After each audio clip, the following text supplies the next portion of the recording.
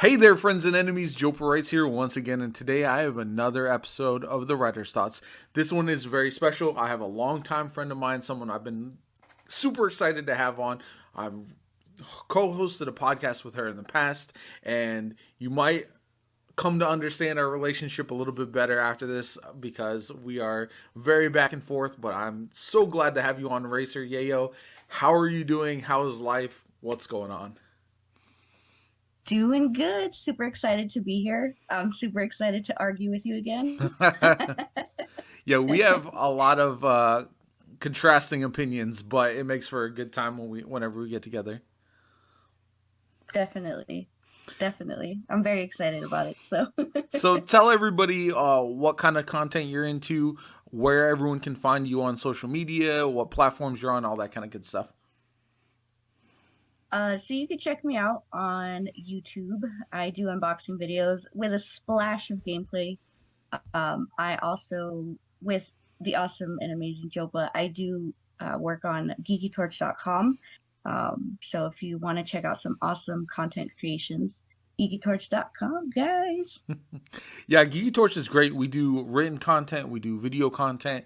It's a lot of wide ranging things, which I love. I'm a versatile guy. I like to do video games and superhero stuff and all that. So I'm always excited to talk about Geeky Torch, and I love that we just kind of do so many things that interest us, and it all kind of fits together really well. Really does. So I think we have like, just a little bit of everything on the site. So very, Yeah. very awesome, I think. Yeah, no, I'm a big fan. Even though I might be a little bit biased, but I'm very excited about this. For those of you who don't know, like I said, I hosted a podcast back in the day with Racer. On top of the Geeky Torch stuff, so we've gotten to know each other pretty well over the course of the last couple years, and I just want to jump into some things that we will probably go back and forth with quite a bit, and starting with game delays versus game companies releasing unfinished games. Now, we saw it with Cyberpunk. We've seen it a lot over the years. Finding that balance between releasing a game when it's perfect versus releasing a game when it's good enough and you're just going to be waiting forever for it to be exactly how it is. What are your thoughts on that? Where do we go from here, and what should game developers learn from a situation like Cyberpunk that has been a disaster of a launch? So, Cyberpunk was a disaster. I think it was probably just as bad as Fallout 76. And I'm not saying that because I don't enjoy Fallout. I'm saying that like in general, Fallout was pretty bad as well. But I think it honestly for me, and it comes out of comfort. Like I feel like we're now in an era where before, you used to pop in the disc or the cartridge and the full game, it was ready, it was done. You didn't have to worry about too much, as far as glitches or, mouths not moving when they're talking, stuff like that. So I think now the developers are just getting a little bit too comfortable releasing unfinished stuff. Cyberpunk was bad. I don't know if you've heard of the game 13, but that is probably one of the worst unfinished games. That is the PS5 killer at this time. So, I mean, I think, I really think that developers really need to take a step back and, put out finished products. And I feel like they should be using the patches just as that patches. Small things, small tweaks that need to be fixed. Cyberpunk should have never gotten released. Yeah, I mean, I think there's more to it than that a little bit myself. You look at it in a couple aspects. First of all, you've got your investors and your people up top looking at how much money has the game has cost to make so far, and then you've got Cyberpunk, for example, had so many delays. It had so much pushback about crunch from developers and all that kind of stuff.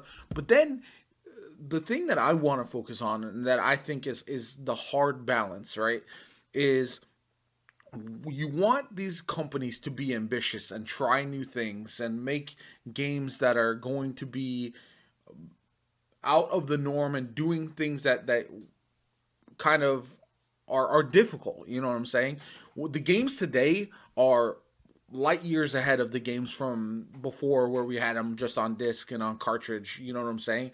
And to continue to push the envelope, I think you're going to have certain times where it's going to be difficult to make perfect games with so much going on. You know what I'm saying? Agree with you, Jokes. I'm gonna disagree. There's so many games nowadays that are done on release.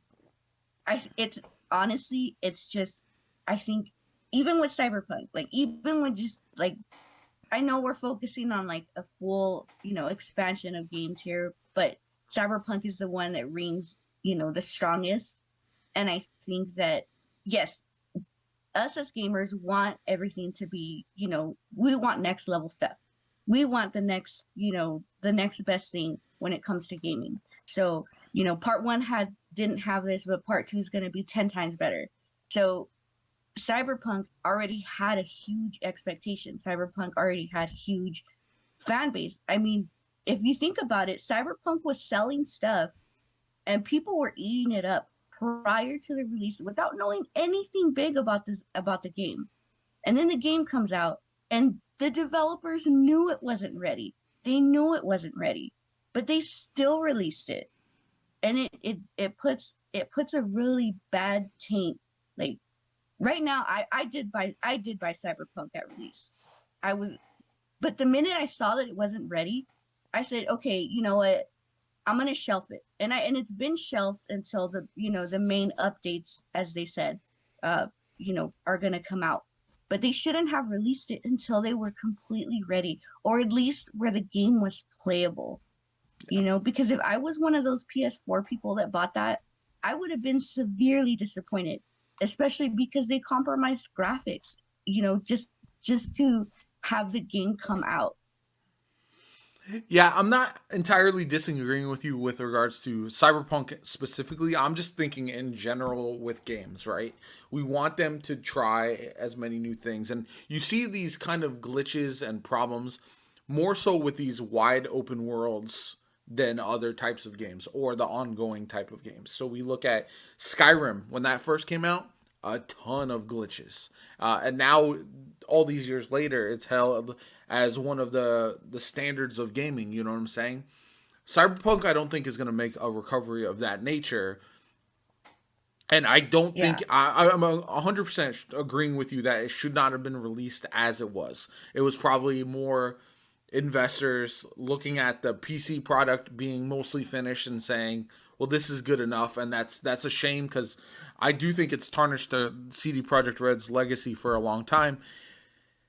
I just wonder, in the long run, are we going to, like, where is the point of where, like, some glitches and some problems are understandable and acceptable versus not usable, or not, if the game's just unplayable, you know what I'm saying? I think it's also, the fans have a big thing to do with it, because, for example, Assassin's Creed Valhalla, Watch Dogs Legion, both of those games, although they were ready and playable, there was like severe glitches, like that compromised, trophies, for example, and it made it difficult for like the trophy hunter like myself to enjoy something like that, because in the back of my mind I'm like, okay, I'm gonna struggle to get this trophy. I'm gonna struggle because there's a glitch. Yeah. How do I get past that? What can I do? So, but there wasn't any big talk about that. There wasn't any big like, oh man, Ubisoft is really kind of messing up. Ubisoft isn't putting good content out there. Ubisoft, their cloud saves don't actually work, but nobody really talks about that. So I think it's gamers with certain developers. Like I know CD Projekt was really, really big when it came to Witcher, and everybody was expecting something of that magnitude because Witcher was a big IP. So it's like, when you think about it, okay, Cyberpunk is going to be just as big, if not better than Witcher. And and at the end of the day, I think it was more of the fans that brought bigger heat to it. Because like I said, there are other games, like Ubisoft does have very glitchy games. Like even right now with Assassin's Creed Valhalla, the the characters are talking. There's no mouth movement.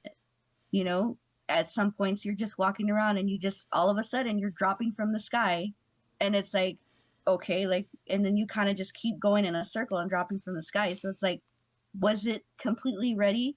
Probably not. Was it as big of a deal as Cyberpunk, where it was manageable and not unplayable? Probably not. As probably not as unfinished as Cyberpunk, but I think it also has to do, a major part of it is because of the fan base.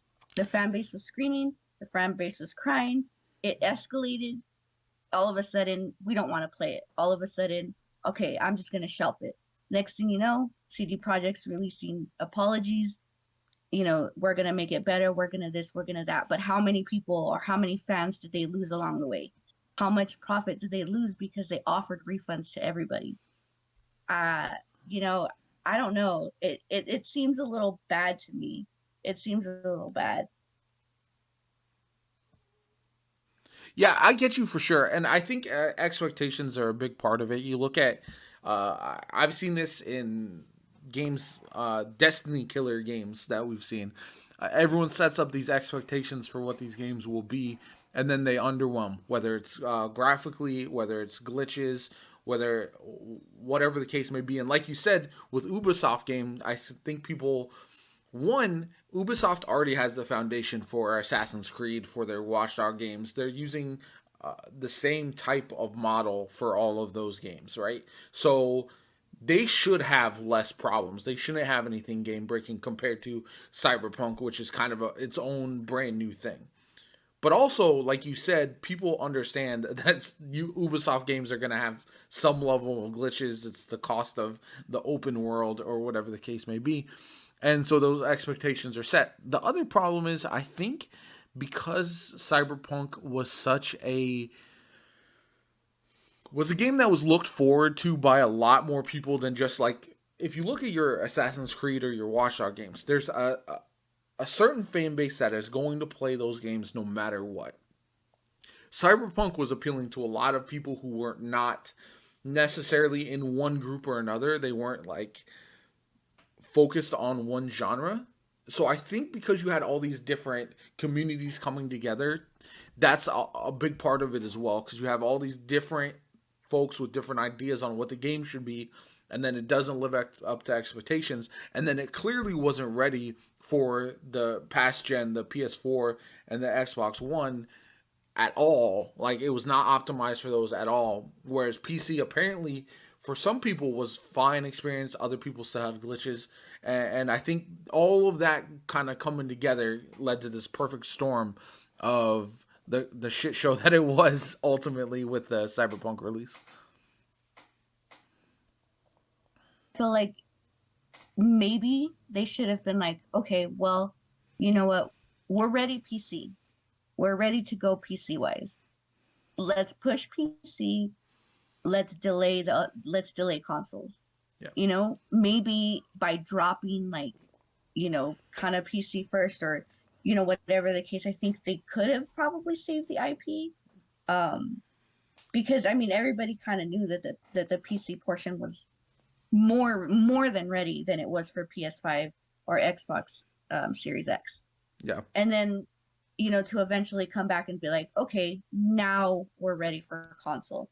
Console's going to should have been released February, March of this year, as opposed to when it was released.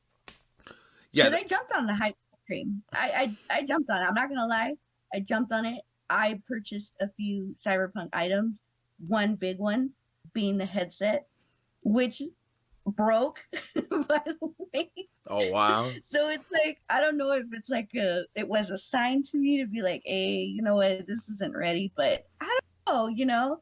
And it wasn't just Cyberpunk that was a disappointment, but like I said, kind of going back at like 13, I don't know if you ever heard it, Ubisoft a long time ago, huge IP for a game called 13. We never got a sequel to 13, so then they announced a remaster. Super, super excited.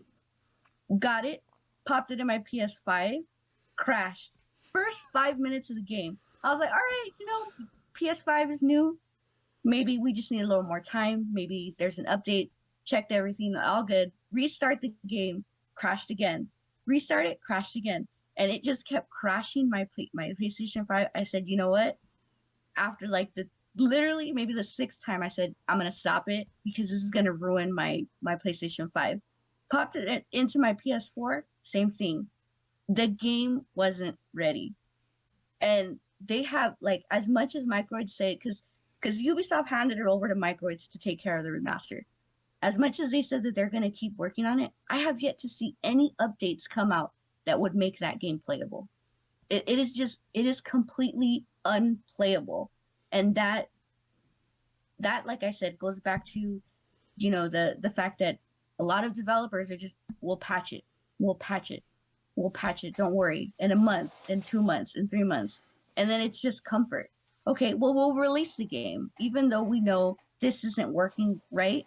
Let's release the game, and then we'll patch it. I just don't think that's I don't think that's fair to the consumers. I don't think that's fair at all.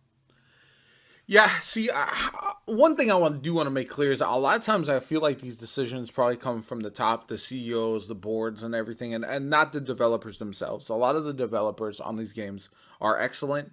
I know they want to put out the best game they can, so I don't necessarily blame developers. But you look at Cyberpunk, you look at these other games. They wanted to capitalize on the release of the brand new consoles, PS5 and the Series X, and they also wanted to get it pushed out in time for Christmas, right? And those two reasons are why I would probably look at those at the top, probably being greedy, which messed up big time. And that's where it's so frustrating because you see these companies, I've seen developers from Activision and Blizzard and these huge companies, and they seem like they really want to do what's best for these games, but these decisions are over their head and there's nothing they can do. And that's one of the more unfortunate parts because I think that whether it's quality control testers, whether it's your regular developer on any number of games, they all catch heat from gamers, whether it's like glitches and bugs, whether it's not having an anti-cheat in a PvP game, whether it's unfinished content, whether it's not enough content. And a lot of times it's beyond their control, and I don't know. I don't know what the answer is long term, but I do agree that I think in the long run, you look at No Man's Sky, a Fallout 76, Anthem, Cyberpunk. A game's launch is so important for the longevity of that game and that company that these investors, the board, whoever is making these decisions would be wise to make sure launch is perfect and then go from there. If launch isn't really smooth, even if it costs a little bit of extra money to delay the game and get everything perfect, if launch is bad, the game is going to be tarnished forever, and that's just the unfortunate reality. You know, it honestly, yeah. I mean, at the end of the day, it does go back to greed. At the end of the day, I think we should be able to pop the disc into the PlayStation and not have to worry about an additional 50 gigabyte update to come along with downloading the actual game. Most of the developers are doing that now. You pop the Well, game in right away, there's an update. that's So, so a little clarification. I actually asked the developer about that, and that's actually something that has to happen um, with your disc games these days because they're producing the discs so far in advance that that update is the last like month plus of work. Whereas in the past, they gave that time in order to do it. But the problem is, so when they go through certification for PlayStation, for Xbox, and all those consoles, and this is something that was new to me and I learned. They have to make those adjustments, but by the time they do that, they already have their release date. So those changes that they make after that to get certified by these companies is something that they has to happen in between when the discs are ready and when the game ships, and that's just the difference in the how the game works, how the games work now compared to in the past, and the certification process that has been updated by Sony and Microsoft, because it used to be that they would only certify it when they had it. Now they certify it, but they have to do the testing afterwards and get those bugs fixed and stuff. And so you can't really, the games are already delayed a lot, and so they don't, it just messes up the whole system if you don't do that, have that day one update. You know what I'm saying? So in a sense, these games are going gold prior to them even being ready to be printed. Yeah. So the going gold situation is very interesting as well. That might be something we should talk about, because the games are mostly ready, and the system has changed a lot since back in the day when it was just shipping the game. And the other thing to remember is, like you said, the games, if a game was busted back in the day, I don't know if you remember Superman for like N64, is like the worst game of all time. If a game was busted, it was never getting fixed. That was it. It was busted. It was, there were some glitches in PlayStation 3 games, I remember. PlayStation 2 it might have been. Anyway, that those games, like if you got a glitch to your save, you had to basically start the entire game over with, and there was no going around it. So while I do think that they need to update the system for going gold, I don't know what the answer is in order to hit release dates, and they hype up these dates where the games are going to come out, and they're working on things. But you also want to make sure that those last, like after they print the discs, you have like a month and a half that the developers can be working on the games. So why not update at that point? You know what I'm saying? If the discs have to be made so far in advance anyway, you're still going to have the developers working on the game after that. So even if the game is good enough for it to be gold, you can make those improvements in that extra window between when the discs are printed and when the game goes live. I mean, one developer that I do, want to say that I don't see too many issues with, and every time I pop in the disc, it's pure awesomeness, is Square Enix. Square Enix has always, been one of the developers. Like when I played Final Fantasy, the new Final Fantasy, it was 2 discs. One was the install, the other was the play disc, right? No updates, no nothing. The minute it's done, the minute I play it. Capcom has always been something as well with their Resident Evils. I don't really see too much because they're making sure they're putting out finished products. So I don't know. I think, honestly, it was really a reach for Cyberpunk. I think it was a reach for 13. I think with 76, I think a lot of developers should have kind of taken notes from that, because it wasn't just the game with Fallout 76 either. It ended up being, people felt cheated because of the collector's edition they ordered. People felt cheated because of the quality of the collector's edition. Yeah. So I think a lot of these developers are kind of underestimating people to be like, well, Fallout has a big fan base. They'll buy it anyway, And I think that, a lot of the developers don't realize that a lot of loyalty comes along with that IP to how much, somebody's willing to kind of pay for it. And a lot of people did. A lot of people paid hundreds of bucks just to get the collectors, just to get that, that bag that they promised. And in the end, they didn't deliver, and they got a real taste of gamer reality because we're not willing to just throw our money and say, okay, well, you know what? Anyways, I'm a fan anyway, so I'm gonna buy it anyways. I'm gonna be okay with it anyways. And I think that's where they overestimate, the fan base. Yeah, and again, it's hard because you want these companies to try new things, but sometimes they're just going to be clear misses, and I think Fallout 76 was that. Although I've heard now it's a lot better. The people who are huge Fallout fans tell me all the time now's a good time to get back into it, but for me it's almost too little too late. And funny you mentioned Final Fantasy VII Remake, because when I actually got that game from GameFly, right? To try it out when it first came out.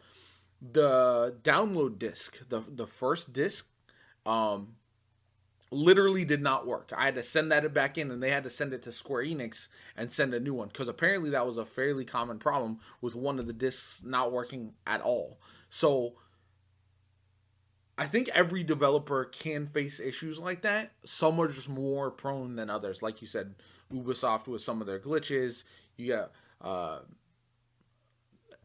you earn this reputation one way or another, whether it's um, Fallout 76 being unfinished and not the game everyone wanted it to be, etc. So that's what developers need to avoid as much as possible.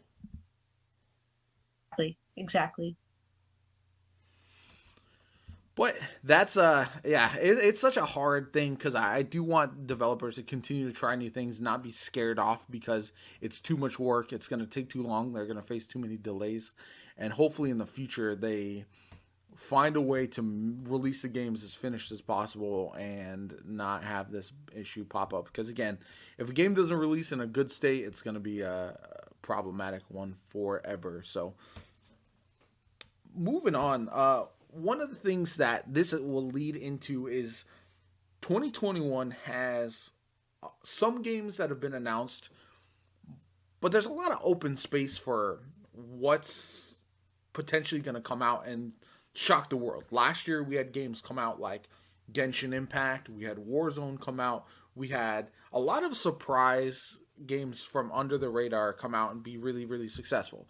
What's something that in 2021 you think will be either a potential big hit, you're really looking forward to, anything like that? I know this game isn't, really a huge thing to a lot of people, but in just a few weeks, Little Nightmares comes out, Little Nightmares Part 2. And I know that that it's indie, it's a small IP. It doesn't really have, a lot of people haven't even played the first one. I feel like it's a sleeper. A lot of people don't realize how good of a game it's gonna be. Just playing the demo, because there is a demo, um, really got me. Like, I was hyped about it because I'm a fan of Little Nightmares, and I don't mind playing like indie games. And I played the demo just because I just wanted to see what it felt like on the PS5, and you know God, it's just come so far. Like, from the first one, like the first one was equally amazing because of the story, and then you come to PS5 and it's like I literally played the demo. I was so hyped, So there's that one. I really like a lot of big IPs as well. Like that I think that should deserve a little more. Like I know Hellblade's coming out exclusively for Xbox, um, which I think is a mistake, but that'll be another podcast, hopefully. um, so I mean, Hellblade Senua's Sacrifice went over to Xbox, and I think a lot of people are upset and maybe not even wanting to play Hellblade anymore, and that's a shame because it's such a good game. And even though the developers, moved over and we won't get it for PlayStation, it's still something I'm really excited about, and probably one of the main reasons that I even got my Xbox Series X is be just solely for that game. Um, Another one I kind of feel like isn't really getting the attention that it really deserves. Tokyo Ghostwire. Um, I know it's the same thing for this one as well. You know, Xbox bought the developer. The developer had already promised Tokyo Ghostwire to be a PlayStation exclusive. It's gonna stay that way, but I feel like a lot of people are underestimating, the way that game is gonna look, the feel of that game. I'm excited for it. I know it's a completely new IP. I know, like, for me, when I first saw the trailer, I thought it was going to be something a little bit more different than the actual gameplay that they showed us.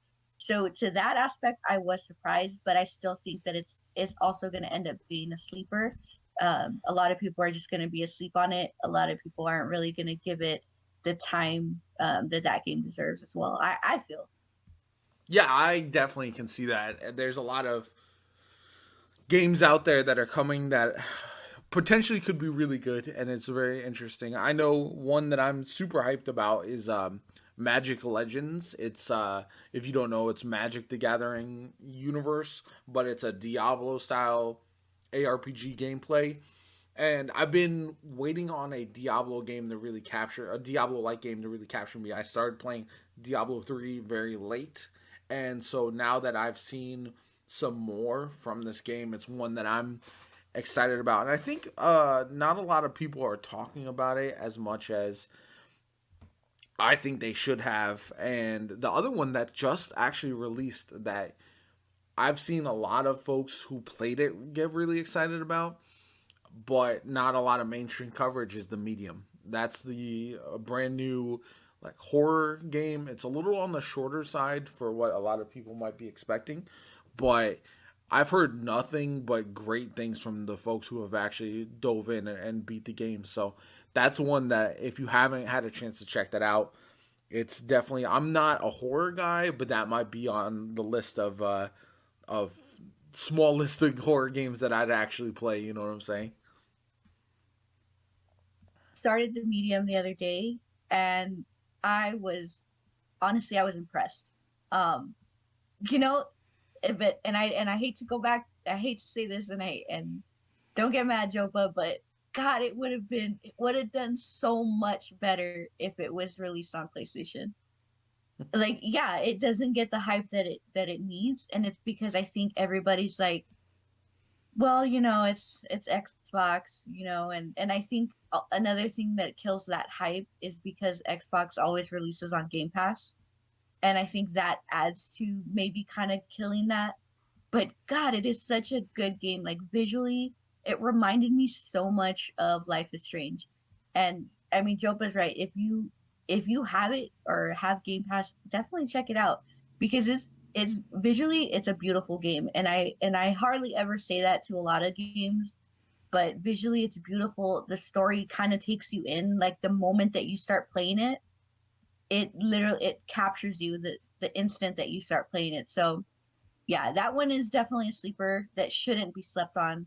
And I feel like it could have, Xbox could have done a little bit more in terms of promoting this game because I feel like it was very under promoted. I feel like there wasn't we weren't given a lot of hype around it. It was just like, oh, it's the medium. Yeah, play it on this day. And it was like, oh, it's gonna be on Game Pass too. But like we wanted more. I feel Yeah, like as a gamer, I wanted more than that. Give me more hype. Give me gameplay. Um, the way I've seen a lot of PlayStation and other developers too, where they'll go on stream. They'll start, oh, this is what you can expect. This is what we're working on. This is what we have so far. Here's a little bit of gameplay. And I feel like a lot of that wasn't done or isn't done for a lot of the Game Pass games. So they end up falling under the radar. Like even though this is a really good game, a lot of people are going to sleep on it because there wasn't a lot of hype. And it's like, oh, well, it's going to Game Pass, so I could just play whenever I want, type of thing. yeah. I feel like it's interesting because a lot of the Xbox don't get the same level of hype as PlayStation, and then you add to that uh, it's just so funny to watch how they try to balance overhyping a game because we've seen Cyberpunk, the perfect example, a game hyped to the moon, and then was even if that game had come out and been good and no glitches, it might not have even lived up to the hype. You know what I'm saying? Versus a game like The Medium, which is completely under the radar, and then everyone starts talking about it, but you wonder if it's almost too late to get that mainstream attention. And balancing those two, hyping up a game, but not overhyping a game, and not setting No Man's Sky, the unrealistic expectations of that game, and then to come in underneath it. It's a hard balance, and I wonder. Uh, sometimes the game will capitalize on it and sometimes it won't. So that's definitely something to keep an eye on. Like I Oh, said, I think because of the fact that they they hype up Game Pass so much that it's like, oh, here's what's coming up next on Game Pass, or here's what you could play on this day on Game Pass. And I think that maybe they just feel like, oh well, we announced it, we put it out there, you know, gamers are gonna play it. It's on Game Pass. It's technically free, which it's not. It's not free, but it's included in that subscription. And it's like a lot of people are just like, oh well, it's there. I'm gonna play it. There's no hype to buy it, and I think that's where the hype comes from. Like, putting your money towards that to be like, I bought it day one, and I'm gonna play it day one. But if you're subscribed to it, I don't feel like there's that much hype to it, because it's like, well, like I said, I mean, it's there. yeah. I definitely understand you, and I think it's a tough balance because Game Pass is a great deal for consumers. It's good for players who want a wide variety of games within it. But yeah, I feel like some of the games that come out just don't get the same level of attention, especially as you look at the consistency from PlayStation, from God of War, Horizon Zero Dawn, like all of their kind of exclusives and whatnot, and they typically Ghost of Tsushima, they typically all do pretty well for the most part. So, and they hype them up well, but they don't overhype them, and I think that's something that Xbox is still learning. You know what? I'll tell you what. If Ghost of Tsushima came out on a subscription, it wouldn't have gotten the attention that it does now. It's very possible, very possible. Real quick, this is a little detour, but I wanted to see: have you seen the memes with the Resident Evil 9 foot tall vampire lady? Oh God, yes. Oh my goodness! Every game company I've seen is like, we will be adding 9 foot tall ladies to our game, or we won't be adding 9 foot tall ladies to the game. It's been one of the craziest things to see the last couple weeks, and I've really enjoyed the fact that their official Resident Evil account actually clarified how tall she was with her hat and heels. I'm glad that they put that out there, because a lot of Resident Evil characters, don't get that type of attention. Like, she's like so. It's so weird because a lot of people are like, oh, she's sexy, she's big, she's tall, and this, that, and the other. And it's like we don't know anything really about this character, and I think that's what also plays into that, Yeah, into the, oh, well, like, she's tall. Like, I saw a couple of memes where it's like, Kratos next to her, and it's like, she's obviously like huge. yeah.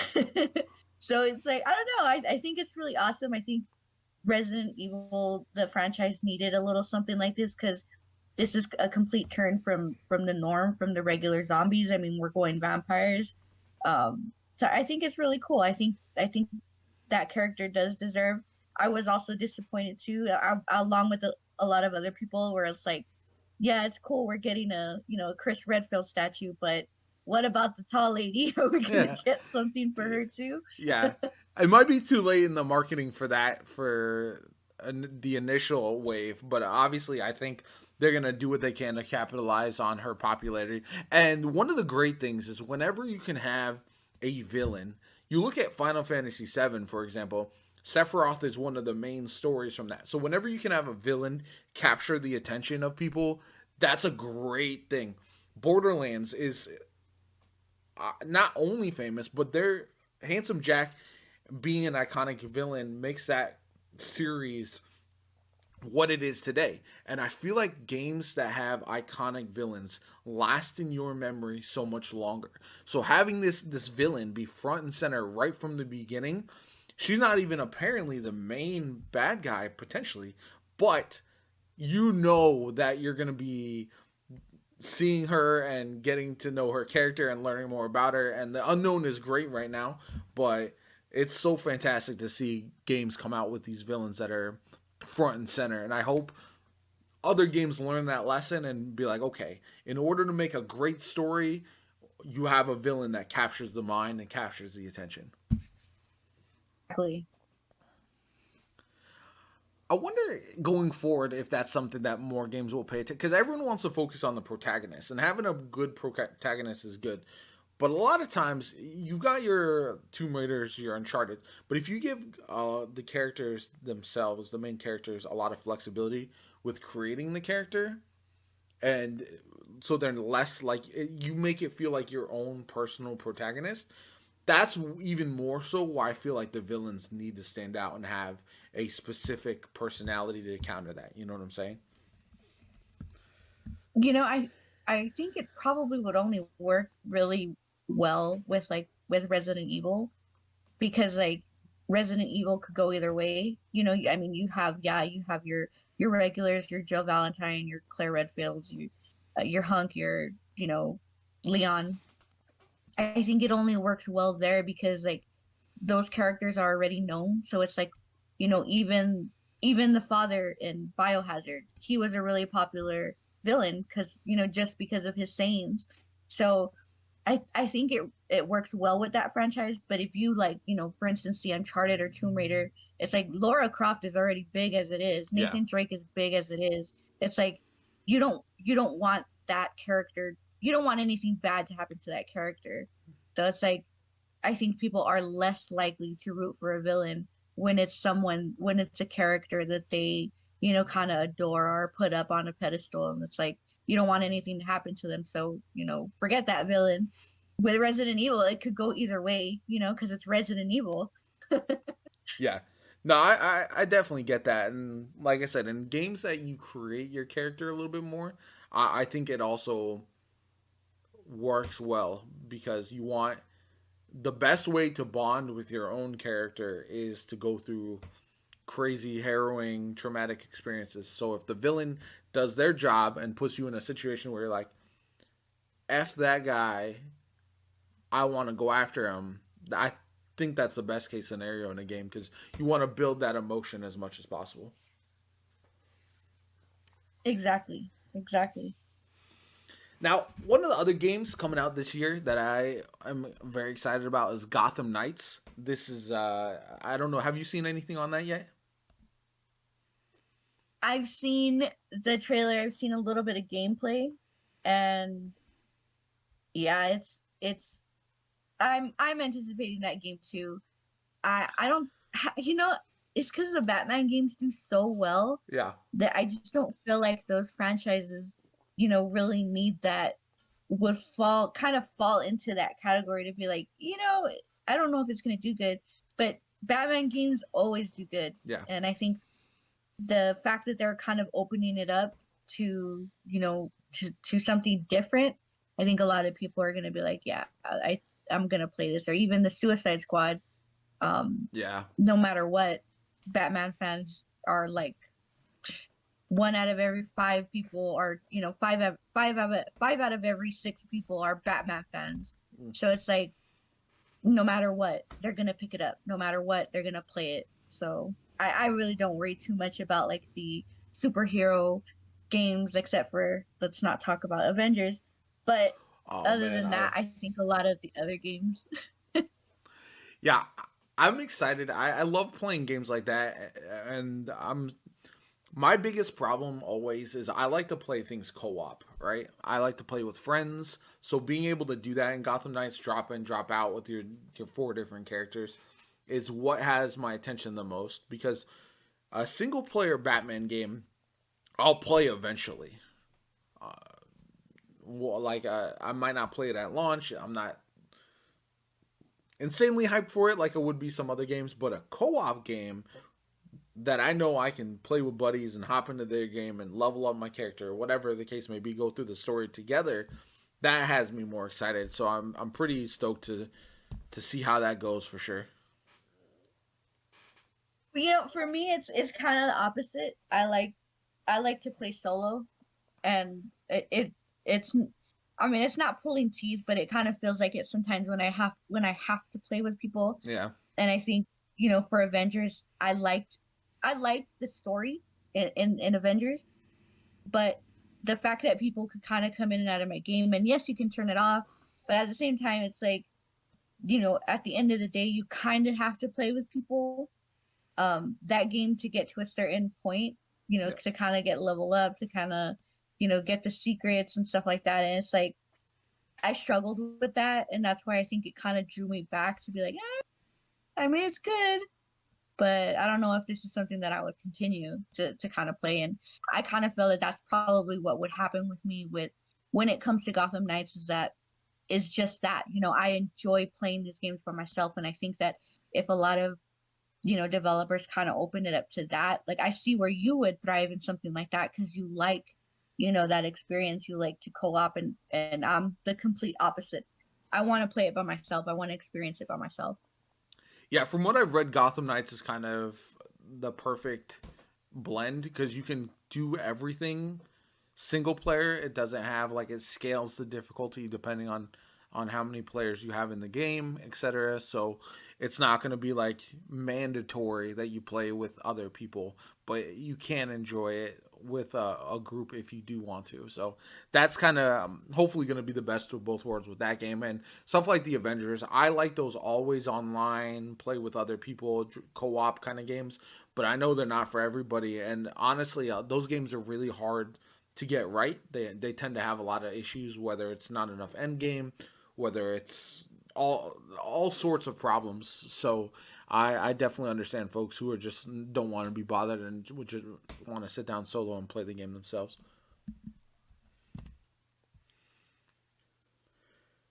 But keeping on the superhero theme, that's gonna jump right into the DC extended universe. Now, in my opinion, right now, it's kind of a muddled mess. I don't know what they're going to be doing in the future, but we've got the 4 hour Zack Snyder's extended cut, which is being released this year. We just had Wonder Woman drop. We've got the rebooted Suicide Squad coming out. We've got multiple Batmans in the mix, all this kind of stuff. What are your thoughts on this, the extended cut, the changes to the DCU? Where do you see it going from here? I know you're a DC fan through and through, so I wanted to get your thoughts on all that. You know, the okay, so I just want to start by saying the comic books in the DC universe do a million times better than any other franchise, including Marvel. And there are characters in Marvel that I do love, but you know, my bread and butter is with, you know, DC. But you know, there's so many directions that this thing is going that it's like it makes it hard, you know, to like, okay, for instance, Justice League wasn't great, you know. I mean, was it bad? Yeah, you know, it wasn't great. I could say that. Does a big time fan like me be like, you know, could it have gone differently? Absolutely, you know. And as far as the Zack Snyder cut, I feel like it was a lot of bickering between the executives to not allow Zack Snyder to release the cut. It was until the people started crying for it, saying that he would have had a better cut, and he knew he would have had a better cut. So what was the problem? What was the issue? And I think the expectation for these characters are a little bit bigger than the Marvel characters, because the truth is that Marvel only got really big because Disney aimed a lot of their movies towards a younger audience, right? So there was a lot more hype. Well, you can't really have too much of that with Batman, you know, because in every Batman movie, it's the story, it's the tale as old as time. His parents die, and that kind of builds him. That builds his character. Or like Wonder Woman. Wonder Woman was such a big hit, and why? Wonder Woman hadn't been, you know, other than Linda Carter, you know, and her series, there wasn't anything in between. Batman has had so many takes, and I feel like a lot of people forget, you know, the Christian Bale Batman. A lot of people forget, you know, the Michael Keaton Batman. Batman has been such a successful um, franchise in itself that it had basically been carrying the DC universe up until now, up until we got Ben Affleck. I think a lot of the choices that were made for these movies are poor. I think I think they always want to, start with origin, like where did this come from, and such like that. And yes, that is the right step to go, but a lot of the characters that they're picking just don't match with what the fans see consistent with that character. Like, I mean, Aquaman was Jason Momoa was a perfect character for Aquaman. Gal Gadot was perfect character for Wonder Woman because she brought it. But Ben Affleck, was he the perfect character? No. Was Henry Cavill the perfect character for Superman? In a sense, yes. But a lot of people disconnected with that Superman because it was such a um, God, it was such a long movie and a lot of dead meat in that movie. And then he comes out in Justice League, and he's this they changed his character to be an angry Superman to start attacking Justice League, and it's like, yes, would that have happened? I probably not. I don't think so, because of the fact that Superman has always been such a self-righteous character that he would do that. And so it was so out of character. A lot of things that they did were so out of character. And even the cast for Flash, like, he's the worst Flash I think that we could have ever gotten for this franchise. And I think that's a lot of it is, let's take a step back. That's A lot of the DC universe is dark. And so I'm glad that they came out with that joke with the Joker movie, although it's not our Joker that's for the DC universe. Um, I'm kind of excited to see, other than Jared, who they pick to be. I've heard Johnny Depp is playing Joker in the new, and what's his name, the Twilight guys, um, Batman. He's got a cameo as Joker. I don't know if that's true. I heard it's rumor. I heard it's true, so I'm not really sure. Um, I just feel like they're pushing this franchise so much, trying to, like, be up there. Right now, where Marvel sits is the epitome of what should have been, where they want DC to be, but it can't be that because they're just throwing all this slop together, and they're just seeing what sticks. And it goes back to, well, this franchise has fans. Well, the fans disappointed when Justice League came out. The fans disappointed, when Batman versus Superman came out. This is like the the auditoriums were packed. Suddenly, nobody wants to see it anymore. And why? Because it wasn't as good as we wanted it to be. It wasn't as good as it should have been. It wasn't the direction that, I mean, as DC fans, we waited so long for this. And then we get that. It was a disappointment. Yeah, I get you. I think it comes down to a couple things. One, you've got Marvel does really well in one having like an overarching future planned out, mapped out for their franchises, but still allows each of its directors to do their own thing. It's like, here's where you keep your parameters. You look at the newest Thor, Love and Thunder, and then the one before that, the Ragnarok, was really good because it fit in the narrative of Marvel, while also allowing the director to kind of be his own thing and make his own thing. And that's something that I feel like DC, and you've seen it with the Zack Snyder, kind of struggles with the head honchos of DC over there, is that they don't allow their directors to do what they do best, but also give them the guidance of, here's where we're heading, here's where we want with our franchises, and go from there. Then the casting, like you said, the Marvel casting has been really good, almost up and down the list. Whereas whether it's they're not using the actors properly, or whether the actors are not good for those roles, who knows? But they just haven't got spot on characters for those. And I will disagree with you a little bit on the Batman thing, because you look at Captain America: Civil War. That movie is all based around Iron Man's parents dying, so they still put those themes into the game, or into the into the movies. But I do feel like DC goes with a darker tone traditionally, but we've seen the success of Deadpool. You can have darker R-rated movies do really well if they're done right. And I feel like DC tries to do all of these things all at once, but hasn't mastered anything yet. They don't have a cohesive plan going forward. They just kind of throw everything together, see what sticks, what doesn't stick. Wonder Woman does well, so let's stick with them as Wonder Woman. But then when you bring the Wonder Woman into the Justice League, she doesn't feel like the same character as she was in her own movie, etc., etc. It just feels like they need to come together and be like, okay, this is what we're doing.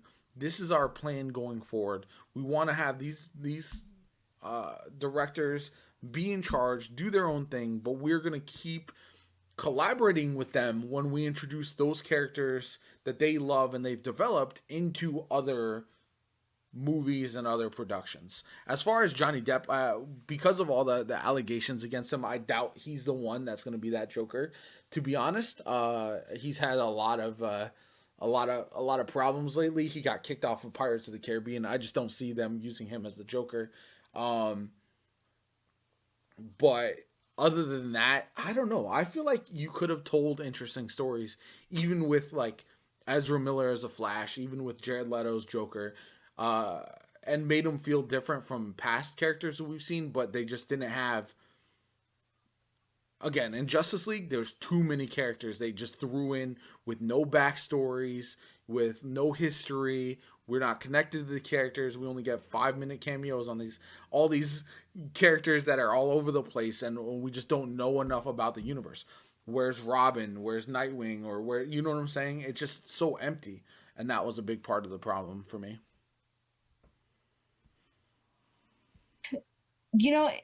It's really sad because there's really good characters that are cast, like Gal Gadot, right? And sadly, they're only extending her contract for 2 more movies because the newest Wonder Woman, the 1984, didn't do as well as they hoped it would. And why would it? We're in the middle of a pandemic. You're probably not going to see the numbers that you would have seen had this been released outside of a pandemic. Do I think? I mean, it's because the truth is, to me, it comes down to bad casting. Nobody knows who Ezra Miller is prior to this, prior to him being Flash. And while he's been Flash, he's news outside of just him as a person hasn't been good either. He's been in a lot of drama, a lot of incidents, and not only that, but I don't even know the guy's name who plays Cyborg. Like, who is that? And I think that's one thing that Marvel Universe got right. They cast some really good characters besides Spider-Man that Oh my God! Don't get me started. that fit that that genre that you see this person and it's like, that's not Robert Downey Jr., that's Iron Man. That's not Chris Hemsworth, that's Thor. So it's like, Well, at the end of the day, like, you see Gal Gadot and that's our Wonder Woman right now. And it's like they pull the plug on certain things too quickly. Like, yeah, Aquaman 2's coming up. Yes, there's a lot of controversy with Amber Heard. Do I think that she's the perfect Mara? Absolutely. I think that I don't feel like there is another woman that can play Mara or look as good as Mara as she does. yeah. Should they remove her because of controversy? Yeah, I mean, absolutely. Because as it is, this franchise is struggling to make certain things stick, and Aquaman and Wonder Woman are basically the bread and butter of the DC universe. So if fans are saying, hey, we're not gonna watch this movie because of her, then let's do something about that. Let's change that. Yeah. Let's send Mara on vacation for fuck's sake, Yeah. But I feel like it comes down to like just it's bad writing, it's bad casting. It needs to stay a little bit more truer to the comics and just Yeah. don't throw this slap together and expect us to watch it just because you made it up. Like we need the comic book writers, just as the comic book writers came over from Marvel, to come and create this universe. Yeah. Because if not, this universe is going to keep struggling until it eventually just, you know what, we're not going to do it anymore. We're not going Yeah. to make any more movies, And I feel like this series, like Teen Titans and Doom Patrol, I feel like the series do so much better than the movies, and they really do because they're really good. But I just feel like a lot of the focus is just, God, it's just so bad writing. They need better writers, is really what it is. They need to bring the comic book writers or, to consult on some of this stuff because, a lot of stuff they got wrong. A lot of attitudes the characters have is just so wrong Yeah. that it doesn't match what you read, what you see. Yeah. I feel like the interesting part is everyone knows Chris Evans, Chris Hemsworth, a lot of these people now, but a lot of them were not big stars. Robert Downey Jr. had gone through a real dip in his career when he came back to do Iron Man, and people forget that because the casting and the writing was so good. All these folks in these movies are household names. That wasn't necessarily the case when they first started. You know what I'm saying? And that's one thing. Gal Gadot is a good example on DC that they need to do more of, and they've been really slacking on. They've really not developed these characters and these actors or actresses into household names like Henry Cavill is really good. He's done some good things. Him in The Witcher, I think he's excellent. But a lot of they didn't need Ben Affleck for that role because his name almost overshadows what they were trying to do. They went with pure star power instead of fitting what that character should be.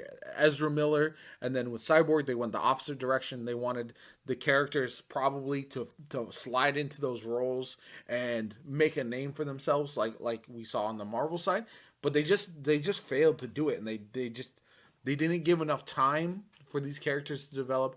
They haven't come out with another movie where they're featured, so we don't know anything about them. And because they rushed the Justice League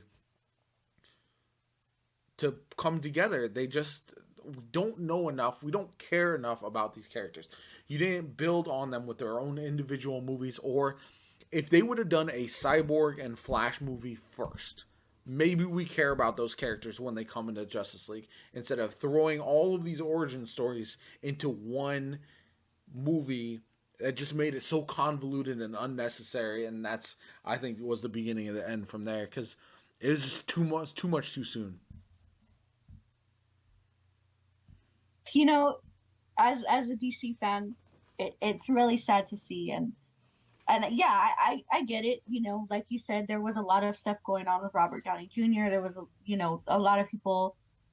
The point that I'm trying to get across is that people already knew who they were. Like, yes, Robert Downey Jr. had his issues with his addictions. Chris Hemsworth, coming off of Red Dawn, wasn't really a big name, but people knew who they were. I had no clue who Ezra Miller was. I have no clue who plays Cyborg. I didn't know these characters, and Jason Momoa already had his fan base, so I feel like that's one big thing. That's why Aquaman is thriving. He fits the character. He fits what they wanted to make him. Gal Gadot came out in Fast and the Furious. She makes a heck of a Wonder Woman, perfect for the role. Is she consistent coming out in Justice League? Oh no. Should she have had a bigger entrance because she's Wonder Woman? Oh yeah, she should have had something way bigger than what she had, And her movies are just like so good. Like I liked 1984. I watched 1984 like 3 times because it's such a good movie. But Do I see that character that I'm seeing in Justice League? No, I don't. And it sucks because she could have had it could have been bigger than what it was. The fights could have been bigger. They could have been more. And I feel like DC needs to be recast in terms of that. Introduce us to Flash, but get us a good Flash. Start us off with the beginning. Let's go from the beginning. And that's how Marvel Universe was built. They started from the beginning for each character. You knew who each character was, and you saw them meet other characters within their own movie. Why not do that with the DC universe? Why not bring that introduction for the characters into the DC universe? Besides, because Avengers was coming out, and it was just like, oh well, Avengers coming out, well, we have Justice League coming out, and it's like, just because we already knew the characters doesn't mean we knew their backstories when it came to Justice League. Yeah. So what got them all there? And I know that the movie does touch a little bit up on that, but other than that, what got them there? Like, why are we here now? What what is this threat going on right now at this moment? And yes, they're bringing in villains that are part of the DC universe, but I just feel like it's just a mess. And I think Ben Affleck was the wrong choice, and Ezra Miller's the wrong choice, and whoever plays Cyborg is just the wrong choice. And I think it just, as a franchise, take a step back. And I'm hoping, God, I hope that the Twilight guys Robert Batman Pattinson. is just Yeah. gonna blow it all away. Yeah, he could. We'll see. I mean, it looks like it's going to be a detective noir film, and that I'm excited about that. That's another thing that the movies, a lot of the Marvel movies feel different from each other, and that's a good thing. And that's what Justice League needs to lean into. And I'm excited about The Rock as Black Adam. I feel like everything he touches is gold these days, so hopefully that goes really well. And man, if we get a Black Adam versus Superman type of confrontation, that would be so epic. But other than that, I don't know. I'm with you. I don't know where they're heading. I hope they come together. But there's so many. There's Jokers that are. You got Joaquin Phoenix, Joker, who's not in the DCEU, but like is connected, and then you got these multiple Batmans. I just hope they come out with a timeline, a guide for what's actually in the universe and what's not, all that kind of stuff. Because I feel like there's a lot going on and it's all kind of all over the place. Yeah, I guess I kind of recognize the Batmans, because there's only two right now. Well, old Batman was Ben Affleck, new Batman was the Twilight guy, and then now we're getting another movie, which is the Batman Beyond, which is a completely different Batman. Yeah, Both Batmans are completely different regardless. So I guess in terms of that, it's a little bit easier to understand. But I'm glad that we're finally getting something for Batman Beyond. yeah, I think that's the way to go, and I feel like it'll be good for DC to get away from the characters they focused on for so long, and just kept doing Batman and Joker stories, and to introduce new villains, new characters. You know what I'm saying? All that stuff I think will be good in the long run. Exactly. Because coming off of Christian Bale Batman, it was hard to see Ben Affleck as Batman. Yeah, Just yeah, hard. I get you, and I feel like that would have benefited from more, like a Nightwing interaction, something like that would have been great. But unfortunately, we didn't get any of that. Anyway, that's. I mean, we've been talking over an hour now, so I think that's about gonna wrap it up. Let everyone know once again where they can find you, what you're doing, what your socials are, all that kind of good stuff. I guess. So if you want to argue with me a little bit more, come on over. Check me out at Raceryayo everywhere. And even on PlayStation, if you are a trophy hunter, I definitely invite you to send a friend request. You can also check out my work or other awesome creators at geekytorch.com. Um, that's really, and then of course Raceryayo Gaming on YouTube. More content coming, hopefully, and that's really where you're going to check me out. I appreciate you coming on. I always love talking to you about all these things. We definitely have different viewpoints, but I think that's what makes our conversation so much fun. So thank you again for stopping by. Make sure, folks, tuning in, stop by geekytorch.com. It's a fantastic site. 10 out of 10 would recommend. If you enjoy the podcast, like, comment, subscribe.